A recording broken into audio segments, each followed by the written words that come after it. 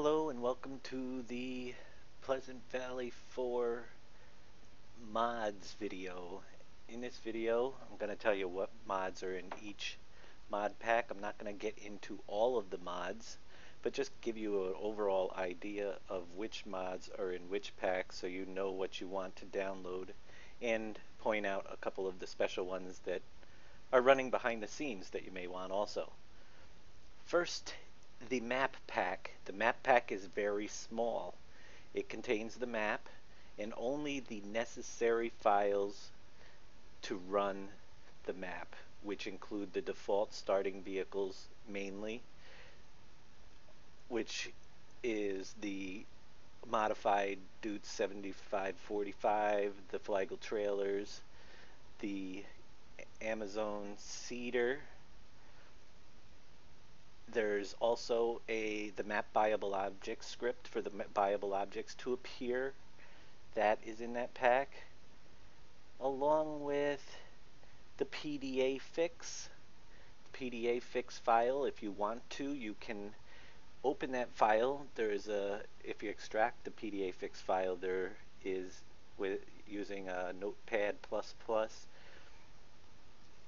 open the Lua file, the one with the .lua extension, and at the top of it you will see in brackets numbers. They're all set to 50,000. Those numbers can be changed, and those are the numbers that highlight what in the PDA prices would be yellow if it's at a sale price that you want.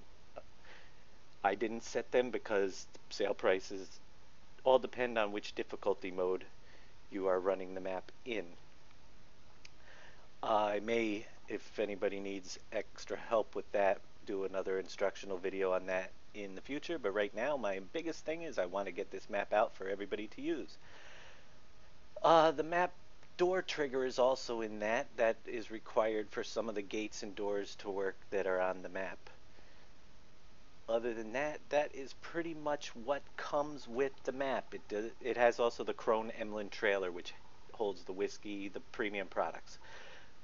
Everything else that is for water trailers, fuel trailers, and all of that extra stuff is in the preferred pack. The preferred pack I recommend everybody getting. It has all the extra mods, such as specialized items that have the PV logos, like the Milton Trucking SRB 35 and all of those types, along with all fuel and water trailers, milk trailers that have the Pearl Dairy logo, all of that stuff. And in addition, it is running an in-game menu enhancement. One thing I wanted to point out is with all the extra fruit types on the map, they will not show, it's fortunately a Giant's limitation, if they're growing. Some of them, the additional ones, will not show if they're growing in the field. I assume that this fix was going to fix that, but it didn't in our fences version, so I'm not 100% sure all of them will show here. But it does give you the list here of all the different fruit types that can be planted on there. Also, it has an add multi-fruit script. The add multi-fruit script basically has all of the fruit types that are included in this map listed in it. You can use, which that means you can buy any standard vehicle, import any vehicle mod that you want to bring into the game, and they will, if you're running that script, harvest any of the crops on this map. Also, tippers will carry any of the crops on the map. The limitation to the tippers is it's not going to show the correct grain planes if you're using a standard mod. Same with combines, they're not going to show the correct grain planes, but they're showing one that we linked to.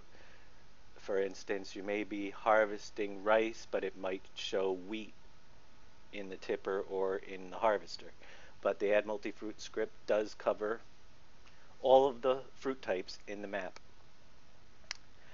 And we also have in there a random prices script. What that does, on every hour, it randomizes every sale location prices from a 1.0 to a 2.0 multiplier, so you aren't always stuck going back to the same places to sell your goods every hour. It's a completely random multiplier, and you never know which place is going to have the best selling price. It gets you to move around the map a little bit more.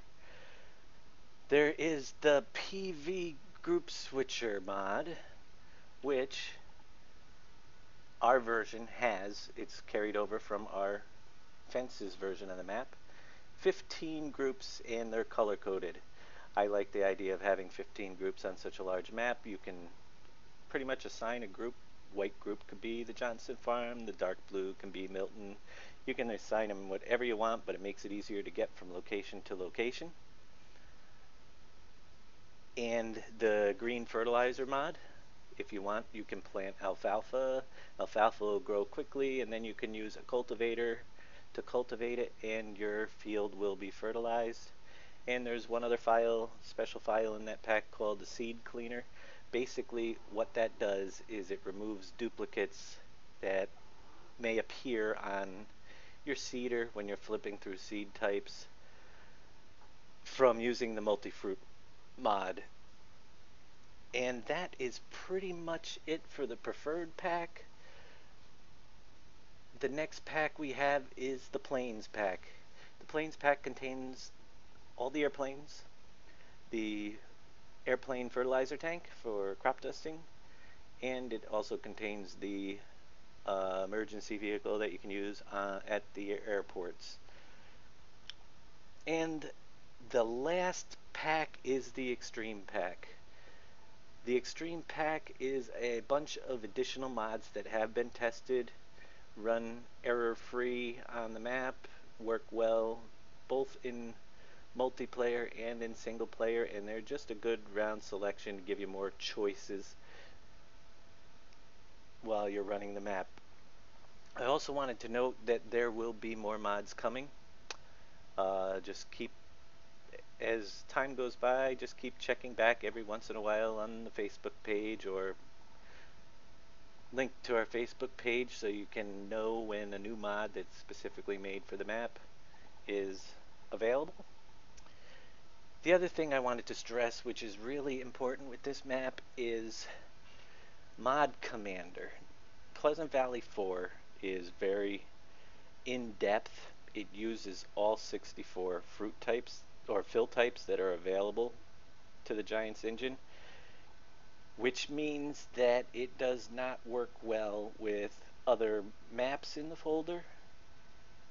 It will, if you run a map that has another fruit type that is not able to be loaded, that is not included in the Pleasant Valley 4 map, and that map runs first, when the Pleasant Valley 4 map runs, it will put an error that only limit of 64 fruit types is allowed, and something won't work in the map.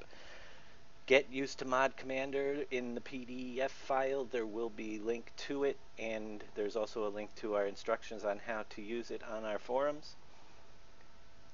It is best to just make yourself a separate folder. You can switch easily between the folders and put all of your Pleasant Valley 4 mods into their own folder, and then you can use Mod Commander to just switch easily to that folder when you want to use it, or switch back to your other mod folders whenever you want to. And lastly, there are many mods in the Pleasant Valley 4 that are also contained in the Pleasant Valley 3 mod packs, but for the 4 version you're going to want to use the new ones. They contain the extra grain planes for the flagel tippers, they contain the extra grain planes for the harvesters, and a lot of little tweaks that were made more specific to this map than the Pleasant Valley 3 version. And I think that about covers it, and as soon as I get done here I will be uploading this video, and shortly after that the map will be released. So I hope you enjoy it. Thanks for watching, and by all means, if you have any questions, just let me know on the Facebook page, and I will try to get to them as soon as I can. Thank you very much, and we'll see you soon.